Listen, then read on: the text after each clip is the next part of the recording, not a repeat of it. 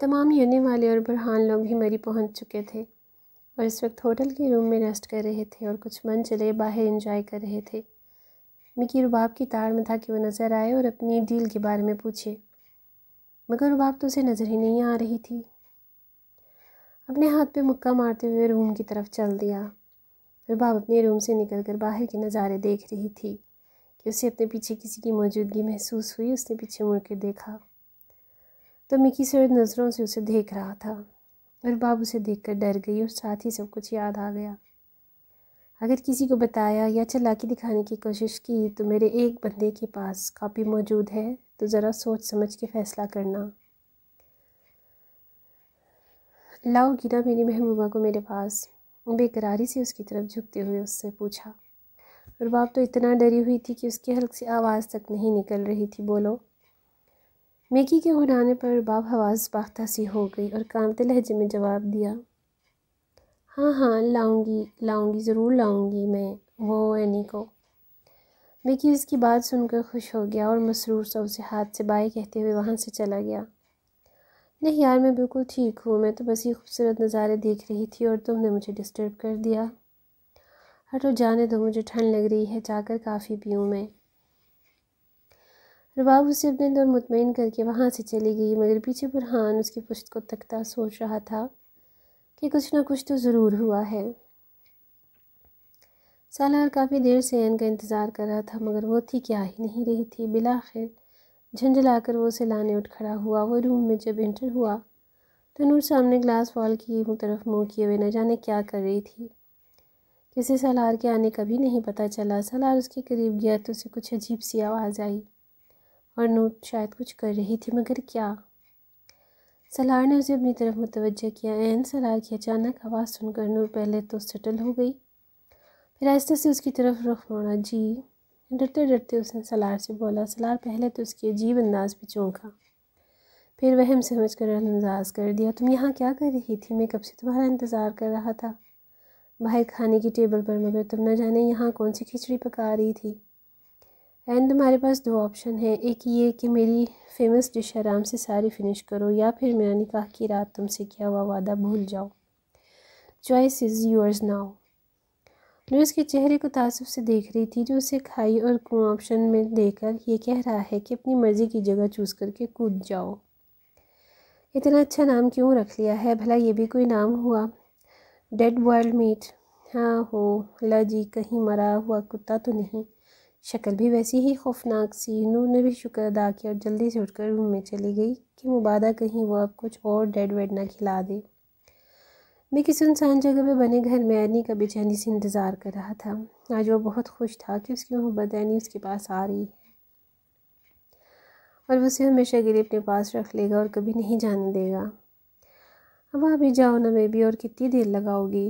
میکی بے چینی سے ادھر ادھر چکر لگانے لگا۔ اچانک اس کے پیچھے کچھ کھٹ پٹ سنائی دی۔ میکی نے فوراً مڑ کر دیکھا تو ساخت ہو گئی۔ اس کے پیچھے وہ کھڑی تھی جس نے اس کی راتوں کی نیندیں حرام کر رکھی تھیں۔ سبز کانچ سی آنکھیں اس کی طرف دیکھ رہی تھی۔ میکی آہستہ آہستہ قدم بڑھاتا اس کی طرف بڑھ گیا۔ سامنا کھڑا وجود بالکل جم کے کھڑا تھا جیسے وہ کوئی انسان نہیں کوئی بھوت ہو۔ تم آ گئی، میں کب سے تمہارا انتظار کر رہا تھا۔ وہ اسے سر سے پیر تک دلچسپی سے تکتا اس سے بول رہا تھا مگر وہ خاموش کھڑی صرف اسے سن رہی تھی۔ تم مجھے بہت اچھی لگتی ہو اینی، بہت ہی زیادہ۔ تمہاری آنکھیں مجھے اپنی طرف کھینچتی ہیں۔ میکی اس کے سامنے کھڑا تھا اور ایک ٹک اس کی آنکھوں میں دیکھتے ہوئے اپنا ہاتھ اس کی طرف بڑھا رہا تھا۔ میں تم سے نکاح کر لوں گا اینی، مگر ابھی کے لیے تو میری طلب پوری کر دو۔ بہت پیار کرتا ہوں میں تم سے۔ ویسے بھی اینی بیبی، نکاح میں کیا ہوتا ہے؟ بس 3 بار قبول ہی ہے تو وہ بولنا ہوتا ہے، تو لوگ وہ بھی ابھی بول دیتے ہیں۔ چلو بن گئے ہم میاں بیوی، اب تو آ جاؤ میرے پاس۔ میکی نے اپنی باہیں کھول کر آنکھیں بند کی اور اسے اپنے پاس آنے کو بولا لیکن وہ سامنے ویسے ہی کھڑی رہی۔ جب وہ نہ آئی تو میکی نے آنکھیں کھولیں اپنی اور اینی کی طرف دیکھا۔ وہ ویسی کی ویسی ہی کھڑی اسے دیکھ رہی تھی۔ تمہیں شرم آ رہی ہے نا؟ نیور مائنڈ، میں آ جاتا ہوں تمہارے پاس، یہ کہہ کر وہ اینی کی طرف بڑھا جبکہ وہ گھبرا گئی۔ یا اللہ مدد کرو، نور کمرے میں آئی تو اس نے کپڑے نکالنے کے لیے کبرڈ کو کھولا تو حیرانی کے مارے اس کی آنکھیں ہی پھیل گئیں۔ یہ کیا ہے؟ میرے کپڑے کہاں ہیں؟ سالار اندر آیا تو نور کو پریشان کھڑے پایا۔ میرے کپڑے آپ گھر ہی بھول آئے ہیں۔ یہ سارے کپڑے تو آپ کے ہیں، دیکھیں یہ۔ اب میں کیا پہنوں گی؟ نور اسے بچوں کی طرح ایک ایک ڈریس دکھاتے ہوئے جیسے بہت ہی اہم چیز بتا رہی تھی۔ پھر آخر میں ایک ہاتھ اپنی کمر پر رکھ کر دوسرا سر پر مار کر افسوس کرنے لگی۔ نور اس وقت اسی ڈریس میں حجاب کو اسٹالر کی طرح اوڑھے کھڑی سالار کو اپنا اور بھی دیوانہ کرنے پر تلی ہوئی تھی۔ سالار یکدم اس کے نئے معصومانہ انداز کو دیکھ رہا تھا اور دل ہی دل میں یہ بھی سوچ رہا تھا کہ اور کتنے قاتل روپ اس چھوٹی پٹاخہ میں ہیں۔ لبوں پر دلکش مسکراہٹ سے جائے اسے دیکھتے ہوئے نہ جانے کہاں گم تھی نور۔ نور نے اسے جب ایسے مسکراتے ہوئے دیکھا تو وہ رونے والی ہو گئی۔ اسے لگا کہ سارا اس کا مذاق اڑا رہا ہے، اس کے پر ہنس رہا ہے۔ بالکل بھی مت ایسا کرنے کا سوچنا۔ سالار نے جب اسے اپنے رونے کی تیاری پکڑتے ہوئے دیکھا تو سختی سے منع کیا۔ یہ تو آپ کے کپڑے ہیں، میں کیسے پہن سکتی ہوں؟ اتنے بڑے اور کھلے ہیں، یہ تو میں ان میں ہی گم ہو جاؤں گی۔ میں کون ہوں؟ عین کا سالار؟ جیسے عین کا سب کچھ اس کے وجود سے میں سالار کا ہے، تو بالکل اسی طرح سالار کا بھی سب کچھ عین کا ہی ہے۔ آئی سمجھ؟ چلو اب جلدی سے یہ کپڑے پہن کر آ جاؤ۔ جاؤ گو۔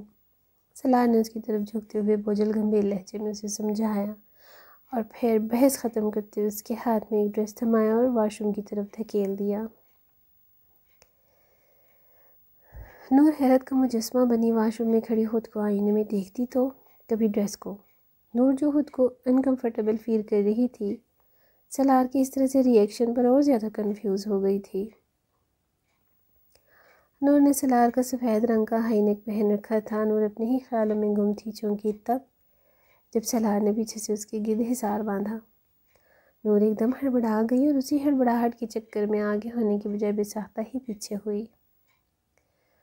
سالار جو آنکھیں موندے دھیرے سے کھڑا اسے محسوس کر رہا تھا، اس کے ایک دم پیچھے ہٹنے سے وہ عین سمیت پیچھے کی جانب بیڈ پہ ہی سیدھا گر گیا۔